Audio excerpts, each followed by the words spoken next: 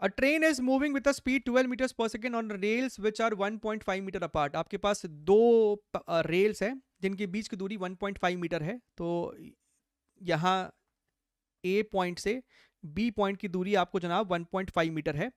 और ये जो आपको रेल है ना वो हल्की सी इंक्लाइंड है ना, हल्की सी आपको इस प्रकार से वो इंक्लाइंड है जहां पे ये वाली हाइट आपको एच हो सकती है। बढ़िया है।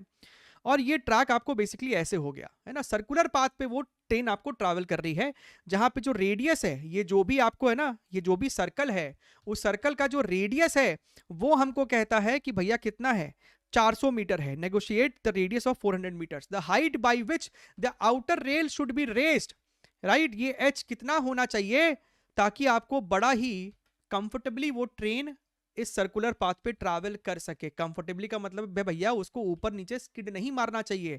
तो उसके लिए क्या करने का, उसके लिए आप यहाँ पे चुपचाप इक्वेशन बना सकते थे। हम लोग यहाँ पे फिलहाल के लिए ट्रेन को ऐसे एक पॉइंट दिखा रहे हैं। तो ट्रेन के पटरियों पे नॉर्मल लग रहा होगा, डाउनवर्ड डायरेक्शन में आप एमजी दिखा सकते हैं। और अगर आप सर्कुलर फ्रेम में, अगर आप सर्कुलर मोशन के फ्रेम में इक्वेशन बनाए तो आप बाहर की तरफ, भैया सर्कल जो है आपको वो ऐसे है, तो बाहर की तरफ आप एक centrifugal force mv square by r दिखा सकते थे। तो नॉर्मल mg और ये आपको हो जाता है mv स्क्वायर बाई आर। यहां पे अगर तुम ध्यान से देखो तो नॉर्मल का दो कंपोनेंट ले सकते थे, राइट। नॉर्मल का दो कंपोनेंट ले सकते थे। ये एंगल थीटा है तो ये थीटा है, तो सर ये भी थीटा है। तो नॉर्मल का ऊपर की तरफ कंपोनेंट n cos थीटा, और सर इधर की तरफ कंपोनेंट आ जाता सर n sin थीटा। हाँ सर। अब हमने सर सर्कुलर फ्रेम में, हमने ट्रेन के ही फ्रेम में इक्वेशन लिखा है, यानी कि ट्रेन आपके लिए तो रेस्ट पे था, यानी कि आप n sin थीटा को mv स्क्वायर बाई आर से इक्वेट कर सकते थे। आप यहां पे लिखते कि sir n sin theta is equal to mv square by R, और आप यहां पे लिखते n cos theta is equal to mg।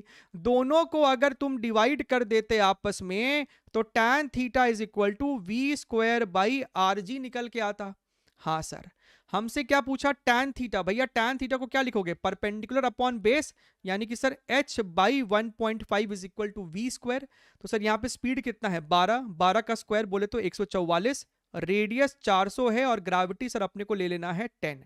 Answer देना है सेंटीमीटर्स में, तो 100 से मल्टीप्लाई भी कर दीजिए हाथों हाथ, ताकि आपको आंसर सेंटीमीटर्स में निकल के आ जाए। शून्य से शून्य सर मेरा यहाँ पे कट जाने वाला है, 4 इसको कट करेगा तो 4 3 12 और ये 36।